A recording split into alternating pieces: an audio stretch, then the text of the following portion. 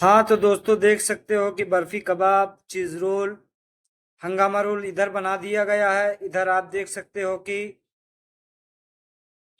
Chicken pakora मात्र 50 रुपया इसका प्राइस रखा गया है, और लॉलीपॉप है, चीज रोल है। और आप इधर देख सकते हो फ्राई बहुत तेजी के साथ किया जा रहा है। रशियन कबाब का मैंने प्राइस मात्र 50 रुपया रखा है, आप देख सकते हो।